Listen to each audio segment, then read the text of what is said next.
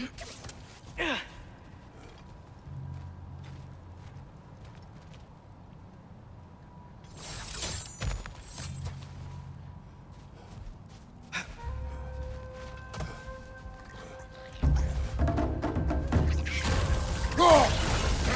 gonna explode!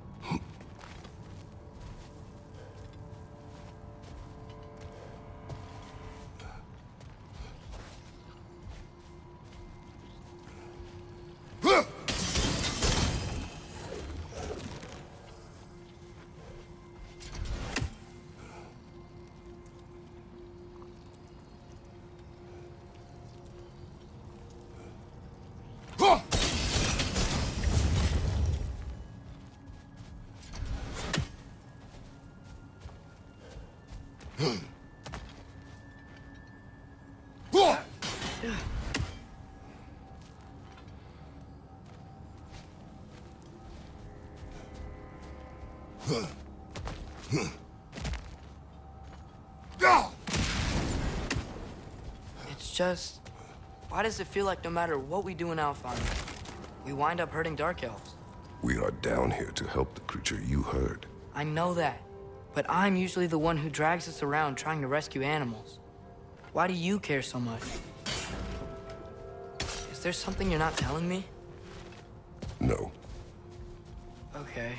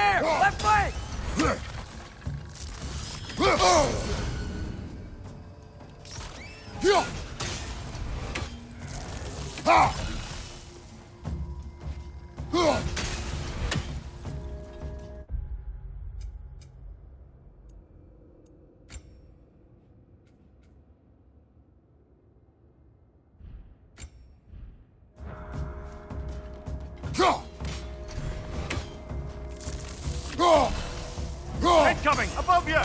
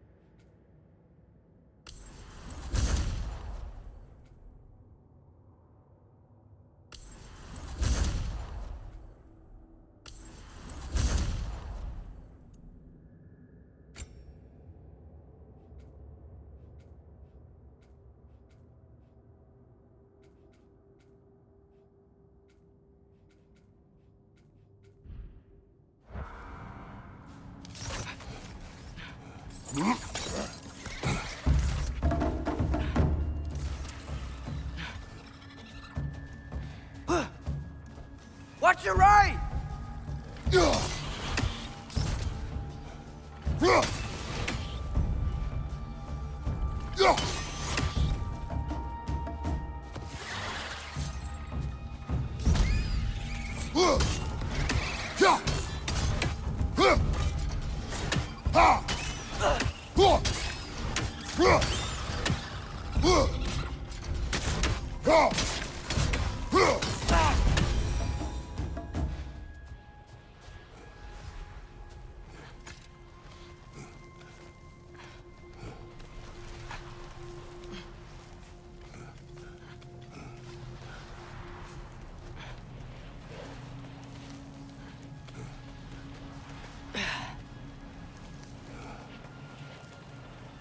Whoa.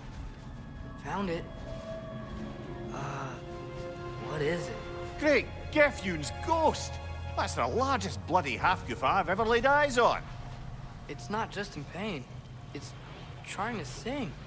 It's the Song of the Sands. They don't normally sing like this underground. Is that what's causing the storm? Aye. Judging by all this hive matter weighing it down, it's been trapped here for dozens of winters. Don't worry, Lynch. We'll get you out. What is that name? Well, the last squid thingy we saw was Diener, so... Oh boy. While I appreciate the attempt at humor, that, little brother, is truly awful wordplay. Embarrassing, really. Oh, well, can't all be winners.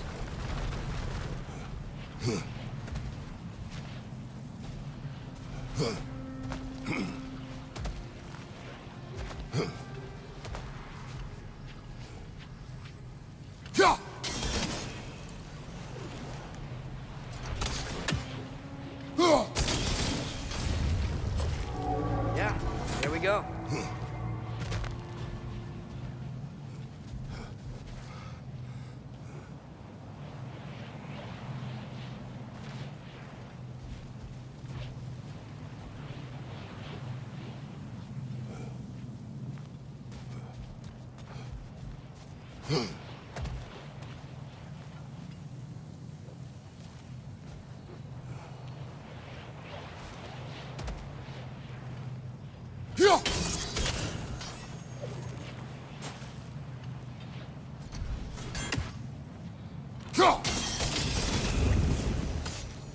Looks like it can move now, but it still can't get out. Much of the hive matter is gone. We can free it from the surface now.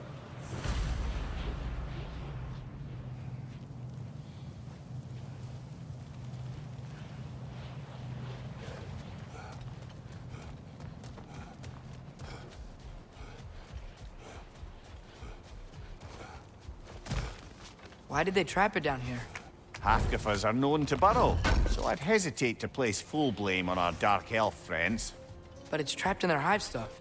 Hive matter doesn't belong to the Dark Elves, any more than the light belongs to the Light Elves. It's just another of Alfheim's natural resources. One the elves have used since the time of their ancestors. And while the Light Elves seem keen to banish the hive over on their side, the Dark Elves make effective use of it out here in the Barrens. So, by clearing out all of this hive, are we hurting Dark Elves? You wish to leave the creature enslaved? No. Then let us free it.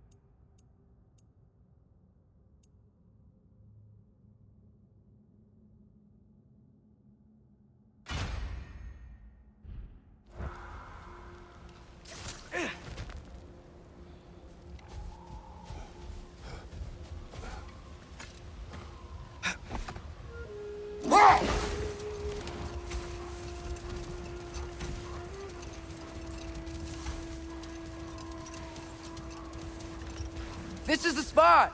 We can cut the half-goofa loose here!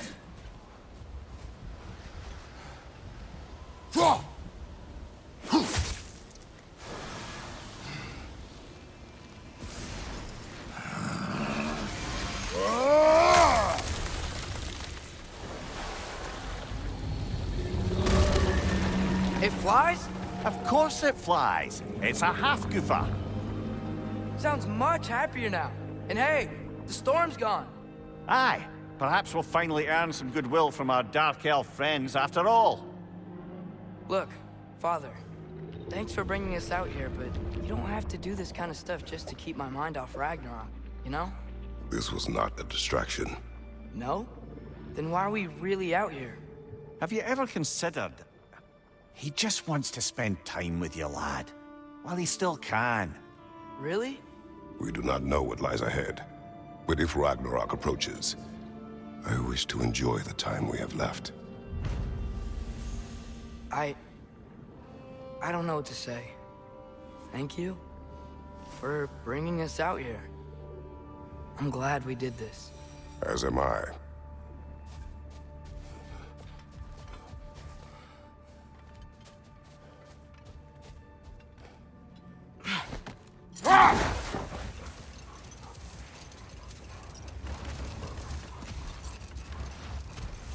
There's something I'm not sure I quite understand. In the Ragnarok prophecy Odin knows, all the realms get destroyed, including Asgard. And the version Groa kept secret, Asgard still falls. Wouldn't Odin have tried to prevent it either way? What difference did her lie really make? Enough. We will continue later.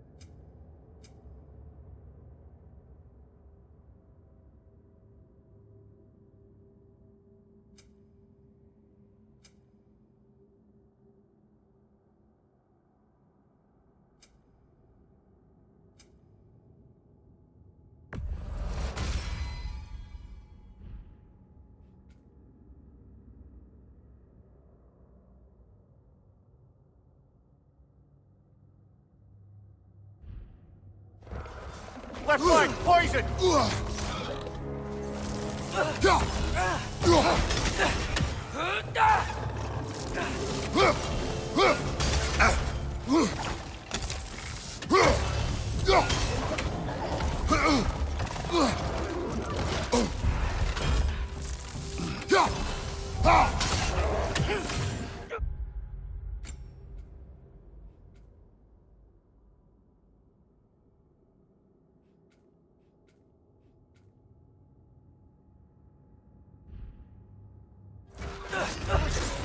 Behind you! Incoming!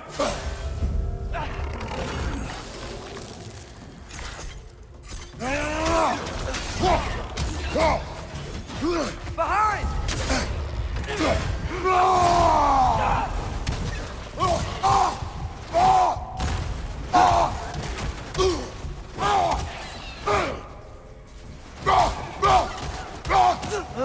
These things smell awful.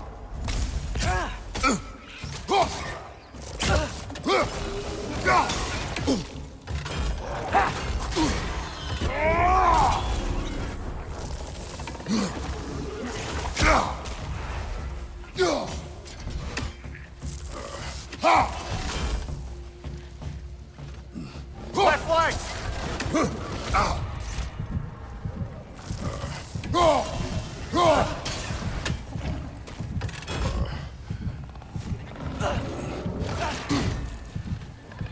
Grim, hurt them high! Knock them down!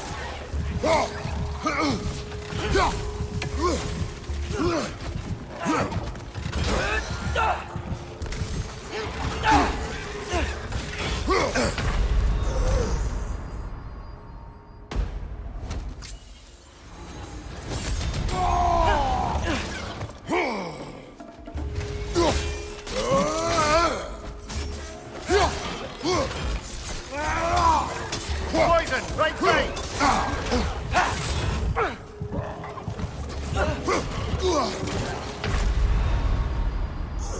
Oh, this is a fine mess.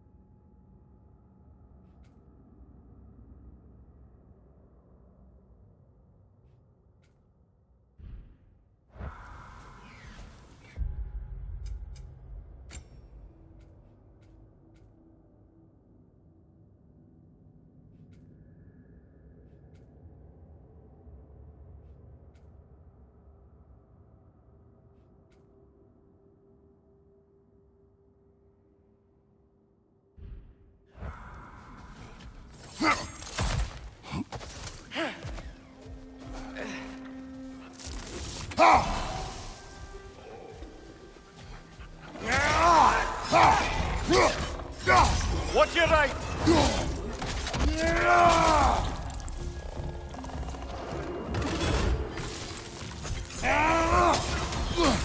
Behind you! Look out!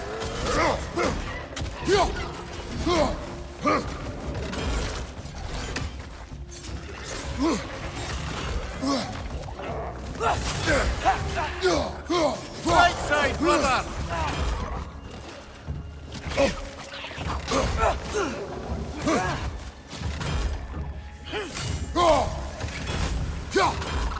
Nasty hit! You all right, brother?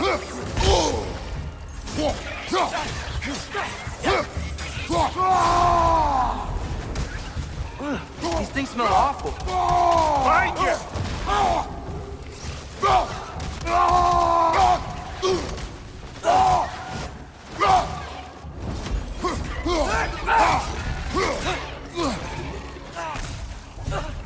It's clinging to the wall! We gotta knock it down!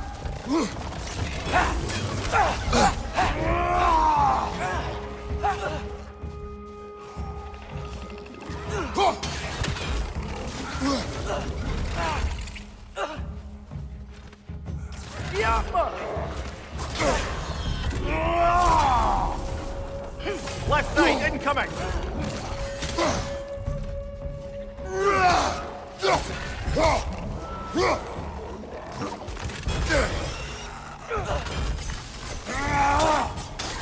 Behind you!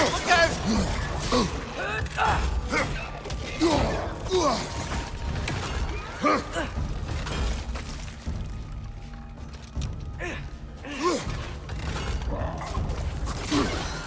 out!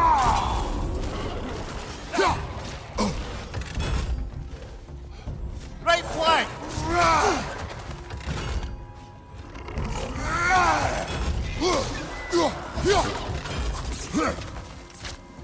It's clinging to the wall! We gotta knock it down!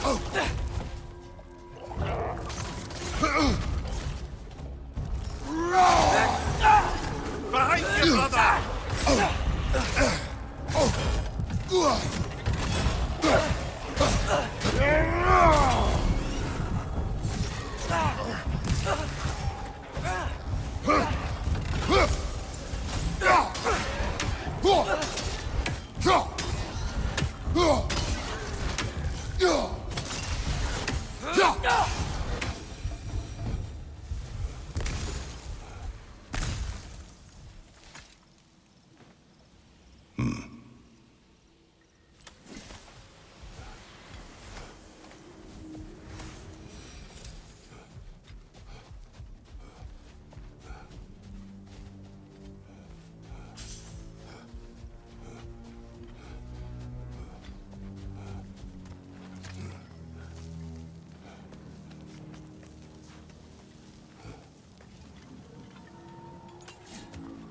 You're building quite the collection of poetry, brother.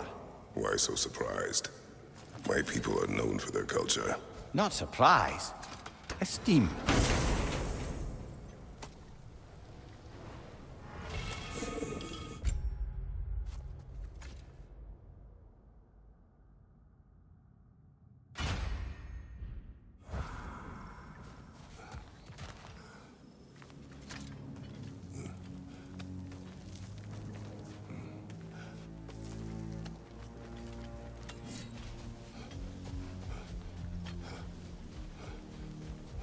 Mimir, that big dwarf statue we saw.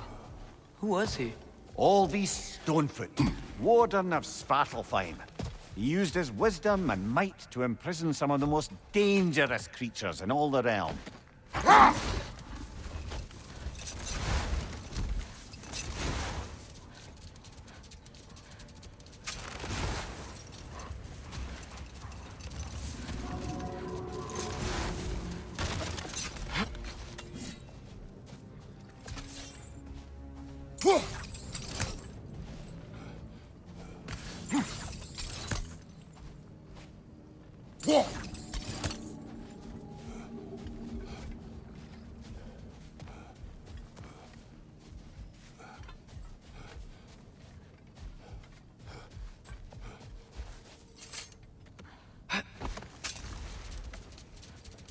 Atreus, I've been considering your question about whether Groa's deception made a difference. I think of it this way. When it comes to subverting prophecy, knowledge is power. Without the full picture and context, the finer details can lead you to tragically incorrect interpretations. Back in my homeland, I was privy to the operations of a certain coven of heath witches who were keen on destabilizing the government. Enough. We will continue later.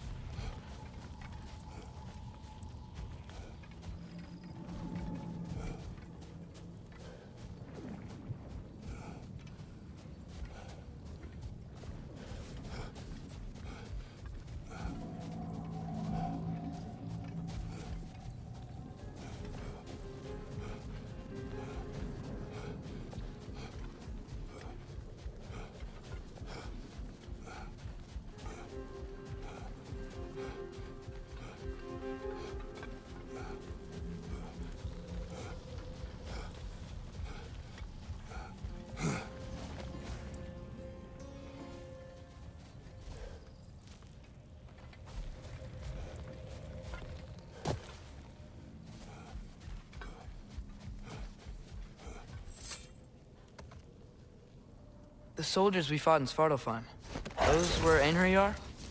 I thought Einherjar were just spirits in Valhalla until Ragnarok comes. They were no spirits. Indeed, brother. Odin appears to have found a loophole.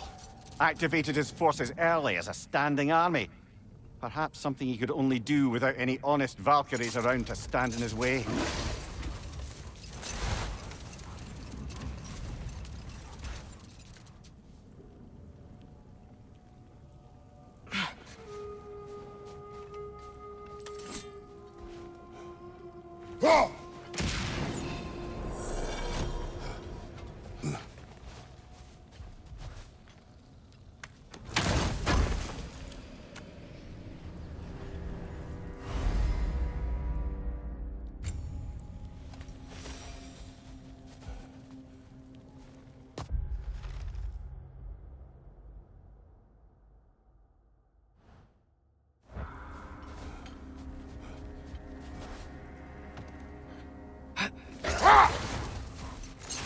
As I recall, I was about to relate the story of the Heath Witches, who overthrew a government using only deceptive prophecies.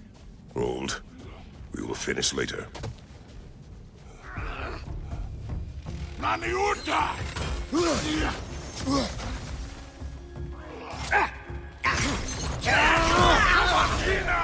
Bison!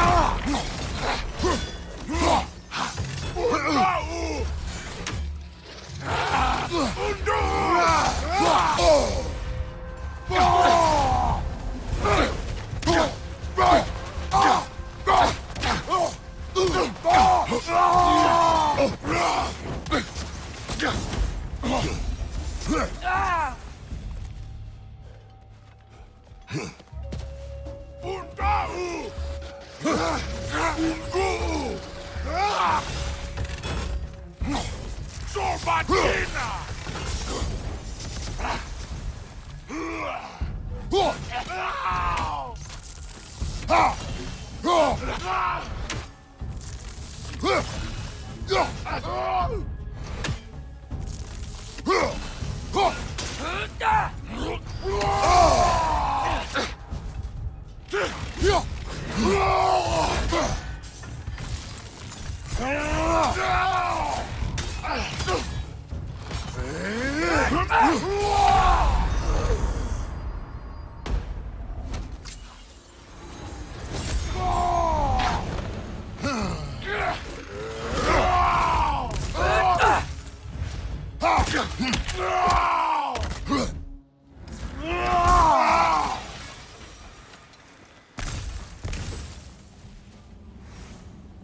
Look here.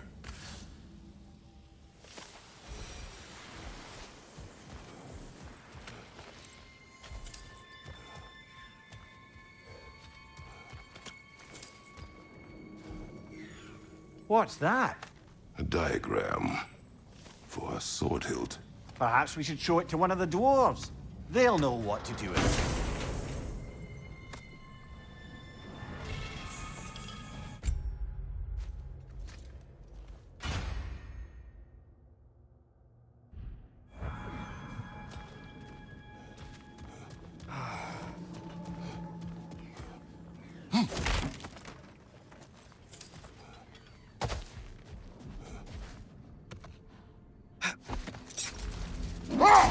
Ymir, what do you think it means? Seen more raiders come back as Hellwalkers lately. I thought freeing the Valkyrie Queen was supposed to restore balance to the realms and keep that from happening. That's a good question, lad. And a troubling one. If Hell's filled up again, it suggests that something's been hindering Sigrun's efforts. Or perhaps something even more urgent is keeping her distracted and unable to visit. Even occasionally. Yeah. Sorry, Mimir. Looks like a lot of the sand is cleared up. But there's another storm out that way. You think that means... Another half-goofa.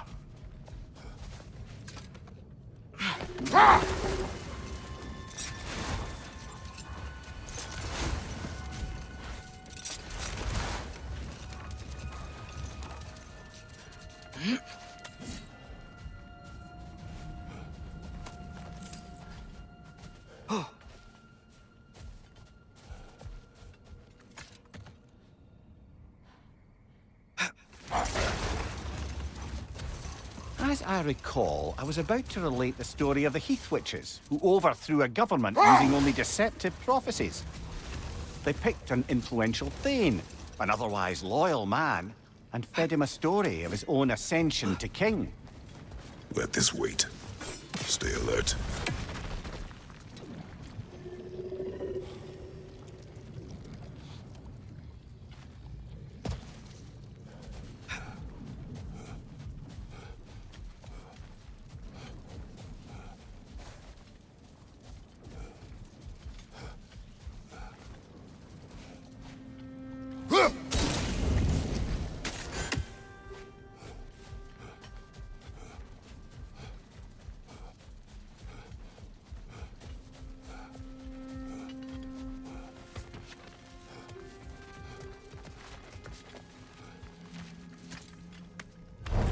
Oh, I gotta remember to ask Tyr about his travels to the lands beyond the seas. You wish to travel the world. I don't know. Maybe. See new places. Find out more about... myself.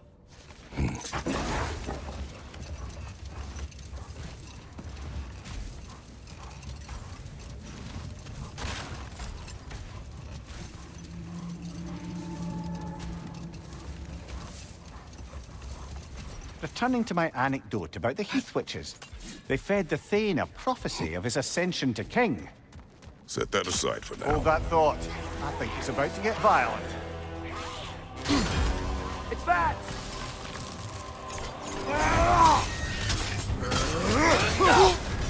You're on fire, Kratos! It will pass!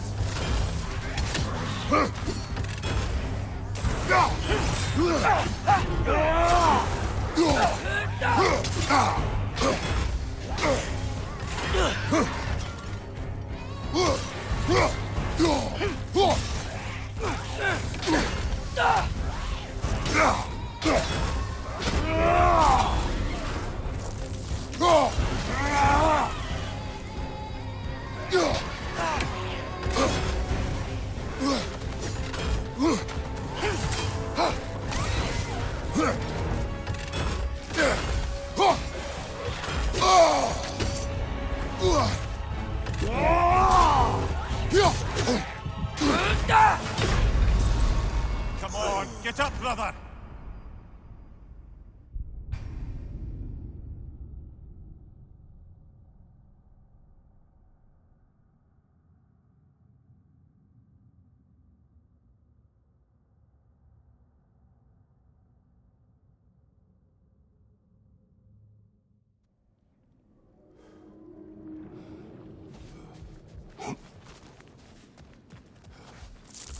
Brother, I had a thought. What if... Prepare for a fight. It's back!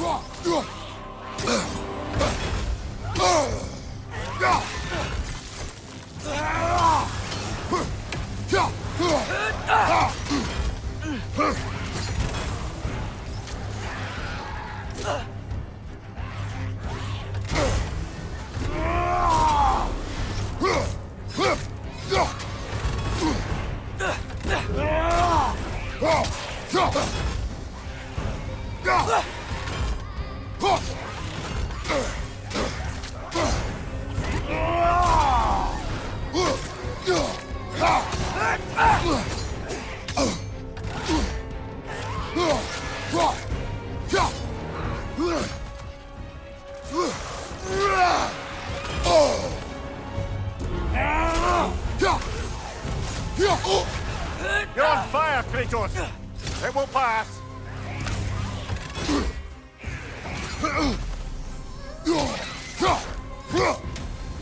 It's back!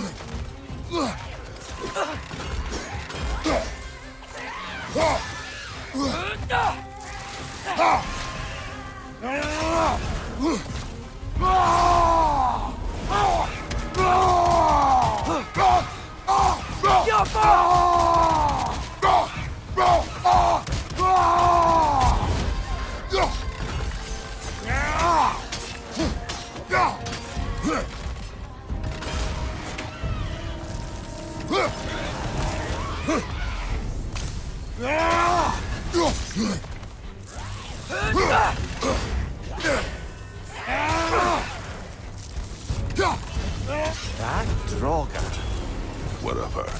reminds me of tales of a cruel empress, one too angry to die. We will see.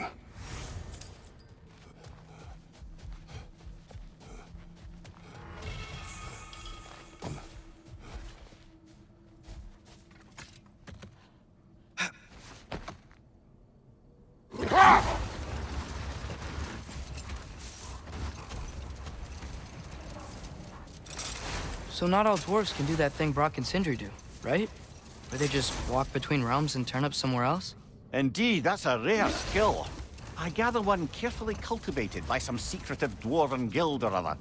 Probably for the best. Them alone doing it is disconcerting enough.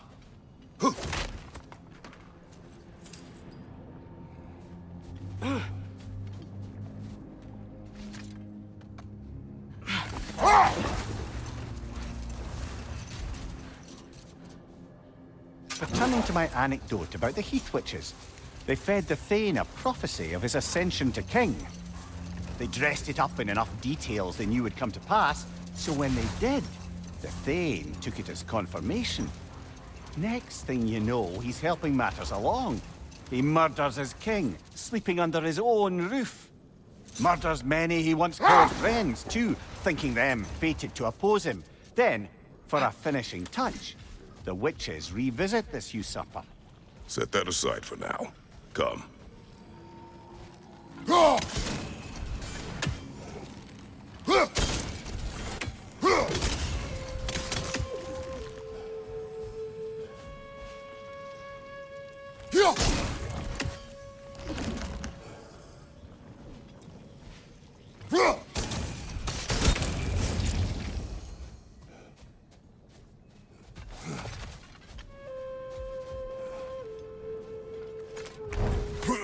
Father, what was Spartan training like? Unforgiving. Is that why you didn't train me like one? Did you not think I could handle it? I did not think you should have had to. Thanks.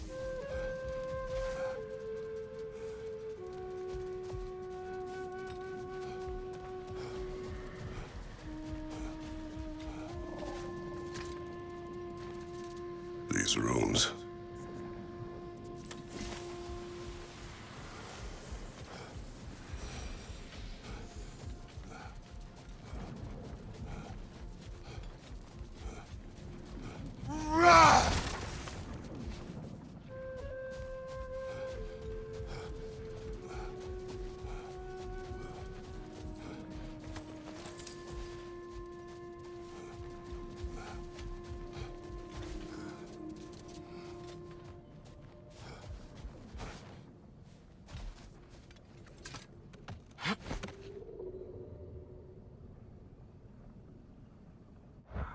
If I may resume my tale, the Heath Witches were looking to tie up loose ends, and so revisited the Thane they'd manipulated into assassinating his king.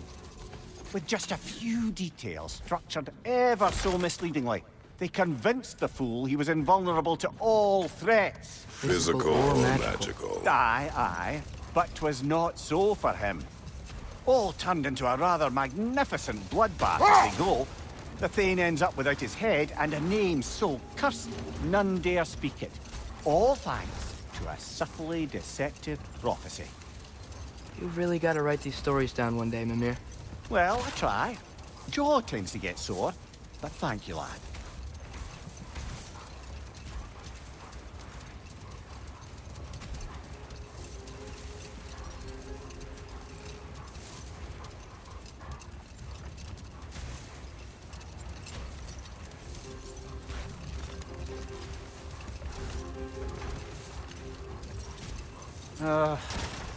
What is it, Mimir? That's nothing, brother. Just... You ever have those moments where you wish you could... go back? Rewrite your own past, make different decisions? Journeying through time is more trouble than it is worth. Fair point. You're speaking metaphorically, right? No. Course you're not.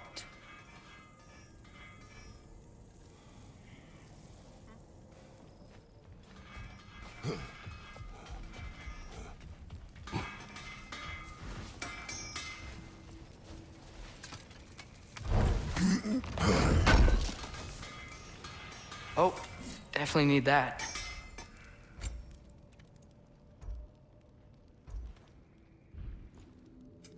Whatever you need, I'll create.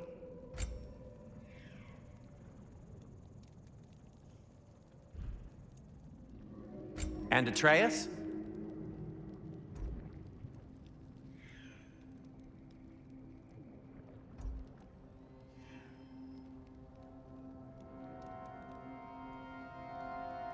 What'll it be?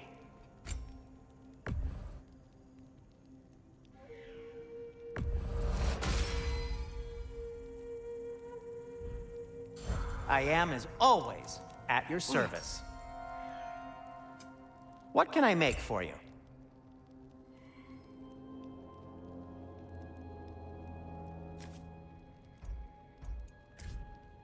Nothing appeals to you?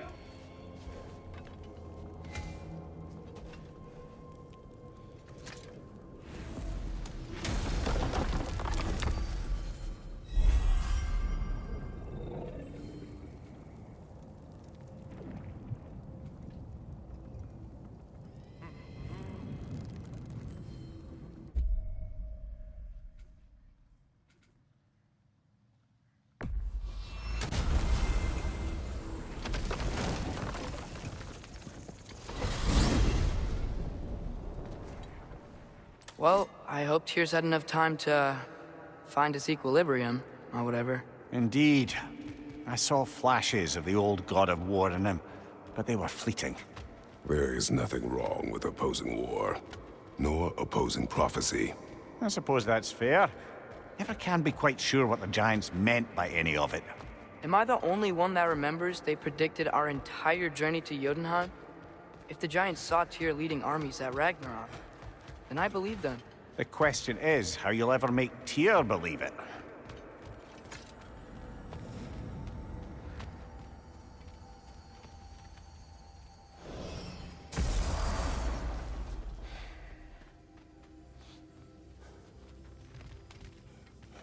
Master Kratos, I would speak with you. Speak. If you are ever in need of my services and I am not present, I have installed these handy chimes for you to notify me. Simply throw your axe and strike the chimes, and I will attend to your needs. Would you care to take a practice throw? A magnificent throw, Master Kratos. Truly a seasoned pro. Very well. You know how to reach me now. Well, any questions? I have a before you question. travel? Splendid! I delight in offering my tutelage to the inquisitive. Over the ledge, by the gateway over there. I noticed these dragons. Dragons? Oh no, young Master Atreus. Those are leaned worms, the brood of Nidhogg. Nidhogg? That's the mother? Correct. She's also a vital piece of the Yggdrasilian circle of life, as it were. I tend the branches up here, while Nidhogg chews the roots from below to prevent overgrowth. A delicate balance. So they're friendly? Well, they're not nearly so affable as myself, but there's no reason to expect hostility so long as they're left in peace. Nidhogg is a stern matriarch, as protective of her offspring as she is determined to teach them proper discipline. That sounds... Familiar. Farewell for now, Master Kratos and retinue.